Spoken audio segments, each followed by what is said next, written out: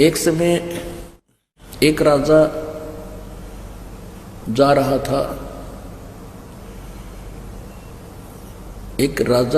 था, कहाँ? अपने शहर में घूम रहा था।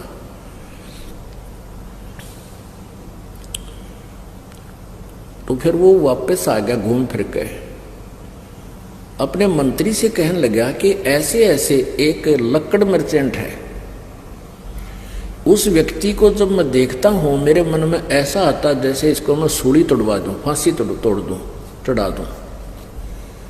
भी पता नहीं के कारण है, और वो कोई दोष भी नहीं उस बेचारे का, वो निर्दोष आदमी दिखा है। लेकिन जब मैं उसके वहां से गुजरता हूं मुझे ऐसा आता है मन में जैसे इसको फांसी की सजा दे दूं, इसको जान से मरवा दूं। एक मंत्री समझदार था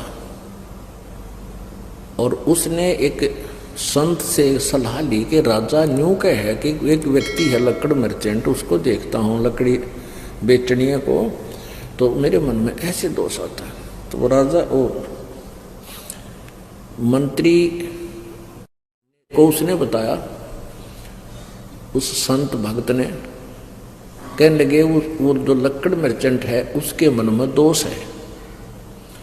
वो क्या सोचता है कि यू राजा मर गया और इसके ऊपर कहते हैं लकड़, इसके चंदन की लकड़ी से जलाया जाता है तो तेरा टोटा बाज गया, तेरी लकड़ी चंदन की बहुत बिकेंगी, क्यों सारे सेठ ले जाएंगे लोग वो नंबर बनाने के लिए, और तेरी तू धनमाल हो जा तेरे पास।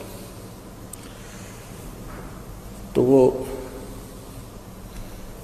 मंत्री और साथ में वो संत भक्त वो गए उस लकड़ मर्चेंट के पास। उस लकड़ मर्चेंट से कहा भी साची बता दिए ना, तेरी सात आड़ न हो रही है। अक्के बात अकराजा ने कहा है कि मैं इमराई साजी गए न सूली फांसी चढ़ा दूं। भाई तेरे मन में के दोष है राजा के बारे में, सच्ची बताना। उन्हें सच्ची बता दी। बोला सच्ची बताओगा तेरा पीछा छूटेगा आज, नहीं तो बात बिगड़ ली है। तो सच्ची बता दी।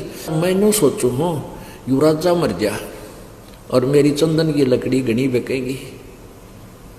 ने बोला ने कमेत्री साथ बोल दे रही है। उस दिन के बाद वो कत्ती उसके मन में न्यू आ गया कि भगवान राजा जुग जुग जीवे, ईसा राजा के कदे कदे मिला है।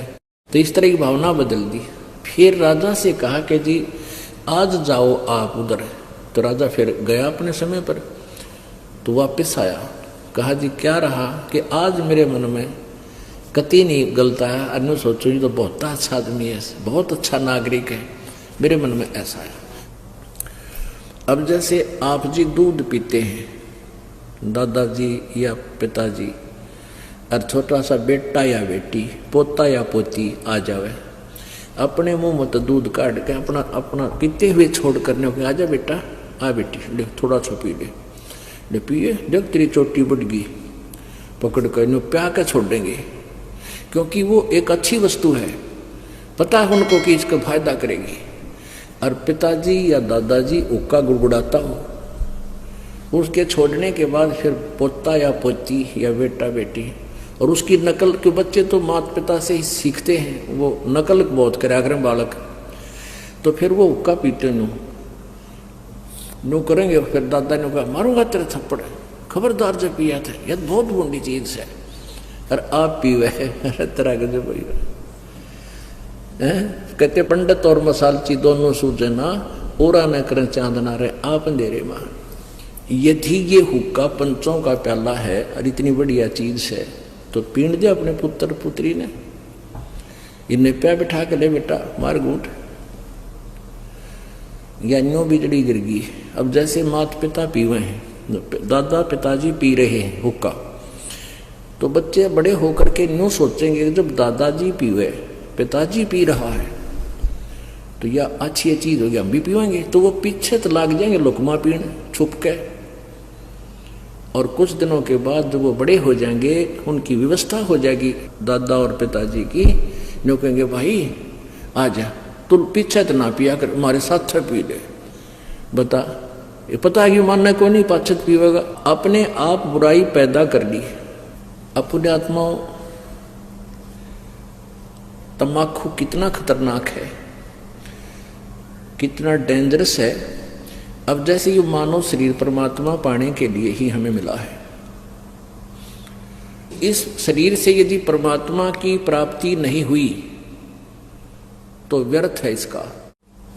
वह का फिर जो कन्या मारे, वह का फिर जो बन खट जा रहे, हाय हाय। कहते हैं वो नीच आत्मा, वो काफिर, वो ढेड़ है जो बेटी मार देते हैं। जैसे पीछे सी विघ्न हो गया था शुरू, गर्भ में मारनी शुरू कर दी थी बेटियों को। और पहले हम भी देखा करते थे जिसका 2-3 लड़की हो जाती थी, जो निकम्मे टाइप के इंसान थे, वो उन बच्चों की कदर नहीं करते थे। हमने खुद देखा है उन बेटियों की। तो ये हमारी नालायकी की नीचता है वह। और फिर जो कन्या को मार देते हैं गर्भ में, जिसको अबॉर्शन नाम दे रखा था, अल्ट्रासाउंड में देखा लड़की है, मरवा दो। कहते हैं ये काफिर है। परमात्मा ने सबका निमित्त बनाकर भेज रखा है, ये सत्कर मान लेना। हमारी आंखों देखी बात है, जिनका 8-8 कन्या थी और 1 पुत्र था, वो भी सुखी, यूं कि सारे बच्चों का ब्याह ढंग से हुआ और खूब सुथरा गुजारा हुआ। परमात्मा ने सबका निमित्त लिख कर भेज रखा है। ये हम लोगों को देखते, क्योंकि हमने अपने पैर पर आपको आड़ा मार रखा है। ब्याह के अंदर इतनी कुबद शुरू कर दी हमने, ना जाने कितना लोग दिखावा करना शुरू कर दिया, और वो फिर अपने जी का झाड़ बन गया। फिर बेटी दुश्मन होगी। बेटी इसी अच्छी आत्मा होती है। लड़का लड़की रोटी खा रहे हो छोटे छोटे, और पिताजी या माँ किसी बेटे ने काम कह दिया, जा फलाना काम ला उठा के करिए। बेटी रोटी छोड़ कर उठ कर चली जाती है, अपने काम माँ की आज्ञा पालन कर लेती है, और बेटा ने कहा क्यों, या चली जाएगी क्यों। मतलब ऐसा अंतर है। और फिर भी बेटे अच्छे लगे हमने, नहीं, बेटे और बेटी में अंतर ही नहीं होना चाहिए। ये हमारी नालायकी थी। वह काफिर जो खेती चोरम, वह काफिर जो मारे मोरम। ओहो, वह काफिर जो खेती चुरावे। अपने आत्मा एक बीमारी है इस जीव के, सबके नहीं होती है, जो अज्ञानी अनाड़ी होते हैं। एक हमारे गांव में थे, और दोनों चाचा ताऊ के, उन खेत में ईख बोया करते हमारी साइड में ज़्यादातर, दोनों का ईख। और वो जावा खेत में, वो तो चाचाड़े मत पाड़े बीच मत गंडा जाके, और अपने में बैठ के चूस के उड़द डाला उसके जो छिलके, और दूसरा जावा वो उनके बीच मत पाड़ के अपने बैठ के चूसावे। 1 महीने के बाद उनके जो चाचे था वो खुद गए, वो अपने अपने खेत को चेक करने के लिए गए देखने। तो दोनों ने देखा कि बीच में तो कम से कम भी काफी खाली कर रखा दोनों तरफ से। उन बच्चा ना आकर, अच्छे जवान थे वो 15-20 साल के, उनने पूछा रे तुम रखवाले जाओ और खेत बीच में तो गन्ने पाड़ रखे। ने बोला ना, कति भी कोई ना, अब चाल दिखाओ। चाल देखा, दोनों बराबर कर रहे। तो ये नालायकी है हमारी। कहते हैं वह काफी जो खेती चोरम, वह काफिर जो मारे मोरम। 250 वर्ष पहले परमात्मा ने कहा था कि जो मोर मारते हैं वह महाकाफिर है। वैसे तो सभी जीवों को मारना पाप है, मांस खाना पाप है, लेकिन हिंसक पशुओं को तो चाहे हम अपने बचाव के लिए, जैसे कोई भेड़िया आ जा, गाँव में बढ़ जाए, उसका बकल तार दें, कोई दिक्कत नहीं। अब इसमें बताया कि जैसे वो काफिर जो मारे मोरम। अब भारत सरकार ने मोर को मारना एक भारी जुल्म बता रखा है, और परमात्मा की वाणी पहले बता रही है कि इसे पवित्र, इतने सुंदर पक्षी को मारना काफिर ढेर लोग मारते हैं। वह काफिर अनभावत खाई, वह काफिर गण का गलवाही।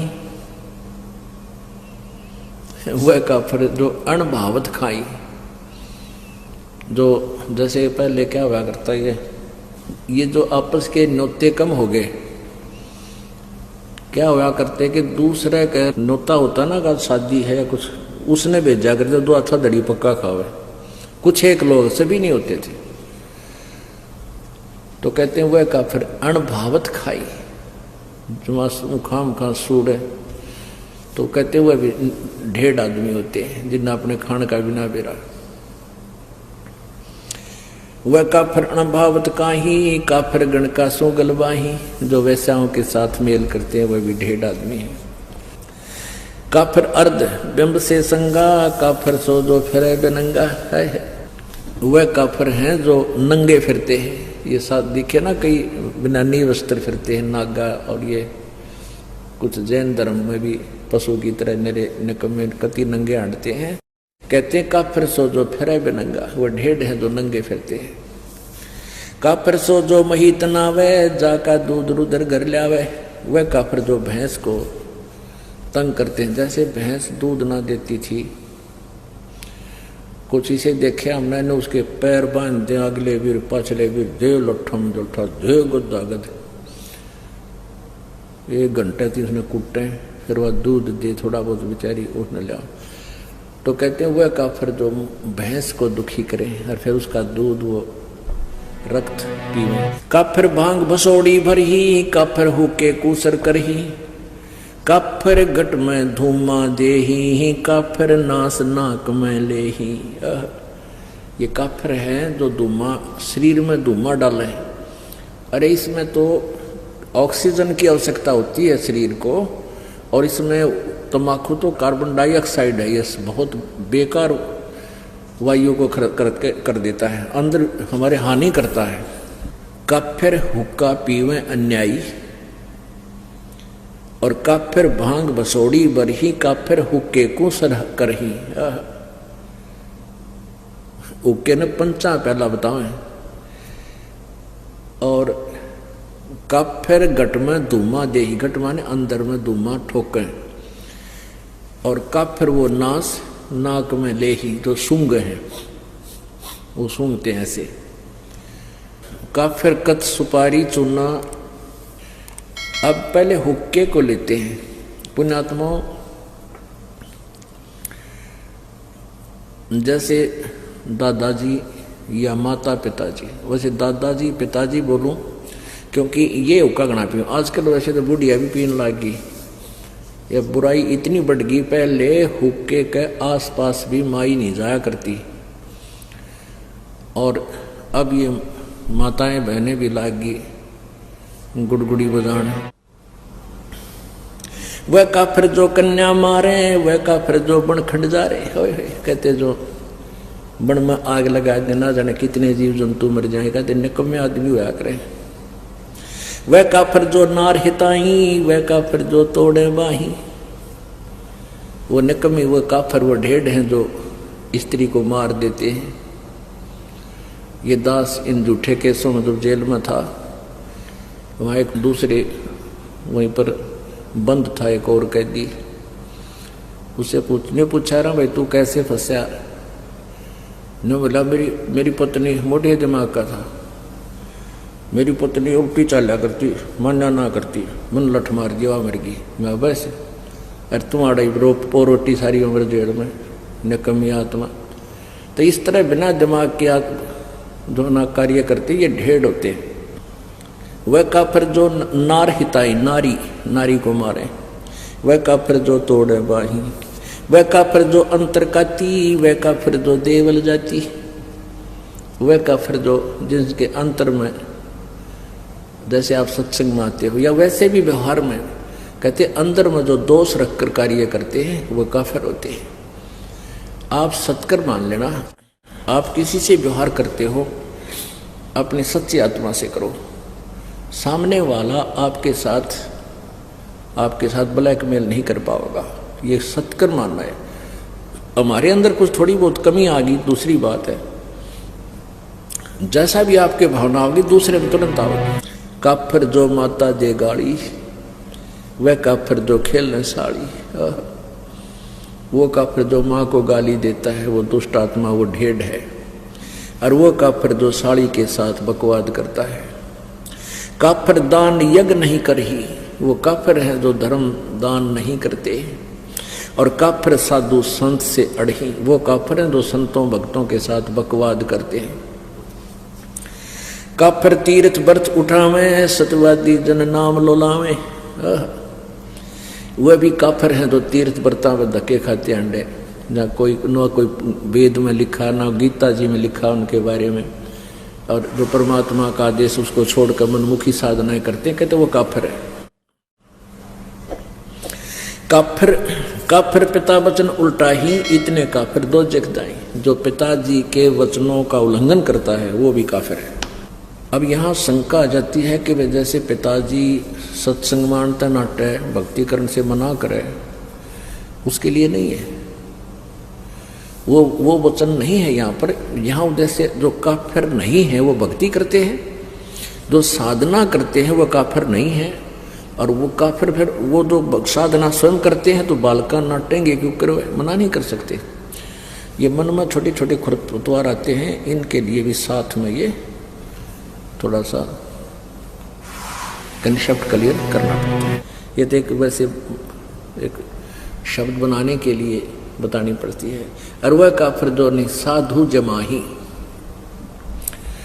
अपने आत्माओं आप सभी साधु हैं। साधु जो साधना करते हैं, साधु सोए जो सीधा चाले, साधु वही है जो साधक है, साधना करता है, बुराइयां त्याग करके भक्ति कर रहा है। और वो काफिर है जो साधु संतों को भोजन नहीं कराता। आप यहाँ जो दान करते हुए सभी साधु संत भोजन करते हैं, आहार करते हैं। यहाँ कोई रोटी खाने नहीं आता, कोई भी अपने घर सब खा कर सोए हैं, अल्लाह सुखा। यहाँ तो परमात्मा के लिए आते हैं। और जो दान आप जी करते हो वो परमात्मा का हो जाता है, आने के बाद आपका नहीं रहता।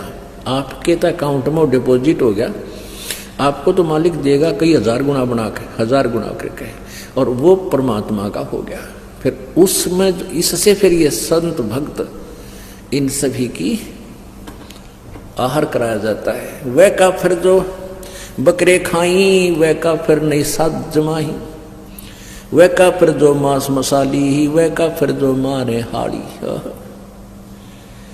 वो नीच आत्मा, वो ढेड हैं जो हाड़ी को मारते हैं। हाली हल जोतता है, जो इस जीवन का है क्या, कितना ही कुछ कर ले, चाहे राष्ट्रपति बन ले, कल न मृत्यु हो जाए, फिर भक्ति ना बनी तो वहीं 84 लाख योनियों में चक्कर काटते फिरेंगे। तो इस प्रकार हमने इन बातों को याद रखना है। वे काफिर जो बड़ बोले, काफिर कहो घाट जो तोले। ये है वो ढेड। कहते हैं ज्ञान तो है नहीं, कोई बात को शुरुआत हो गया, कोई जकर चला तो बहुत घने बोलना, डटे नहीं डटे, पता नहीं क्यों बकवाद करें। और काफिर कहो घाट जो तोले, जो सौदा करते समय कम तोलता है वो ढेड आदमी है, वो काफिर है। वह काफिर ऋण हत्या रखें, वह काफिर परदारा ताके, वो काफिर जो ऋण हत्या रखें, यानी जैसे आपने किसी का उधार ले लिया और वापस ना दिया, वो भी काफिर है। और वो काफिर जो परदारा ताके, जो दूसरे की पत्नी के अंदर बुरी नीयत रखते हैं, वो भी काफिर है। काफिर सवाल सुकन को मोड़े, काफिर प्रीत नीच से जोड़े, वो भी काफिर जो किसी ढेड जब बात करे उसे ढेड आदमी, ढेड में ये काफिर बता रहे हैं, कोई जाति विशेष नहीं है, तो वो भी काफिर है जो भक्त अपने संत भक्तों को छोड़कर किसी निकम्मे आदमी को चोरी ठग द्वारी बकवाद करनिया तो मेल करे, तो वो भी काफिर है। मंदिर क्या है? एक ईंट सीमेंट चूने से बना हुआ एक मकान है और उसमें पत्थर की मूर्ति रखी है। जैसे एक सेब की मूर्ति होती है। अब सेब की या आम की जो मूर्ति चाहे पत्थर की हो या किसी प्लास्टिक की बनी हो या वैसे चित्र बना रखा हो, तो उस मूर्ति को देखने से जिसकी वो मूर्ति है उसके गुणों का ज्ञान होता है। मूर्ति बुरी नहीं। अब जैसे हम आम की मूर्ति देखते हैं, चित्र देखते हैं, तो आम के गुणों का ज्ञान होता है। उसको प्राप्त करने की चाह बढ़ती है, उसको खाने को जी करता है, दिल करता है। तो लेकिन उस चित्र से काम नहीं चलेगा। जिसका वो चित्र है वो प्राप्त हो, उससे हमारा कल्याण होगा, उससे पेट भरेगा, वो टेस्ट आएगा। ऐसे जिस भगवान की मूर्ति आपने मंदिर में स्थापित कर रखी है, उस मंदिर की मूर्ति के ऊपर आरती करते हैं या उसके मूर्ति का भोग लगाते हैं, कोई लाभ नहीं होगा, क्योंकि उस मूर्ति बुरी नहीं।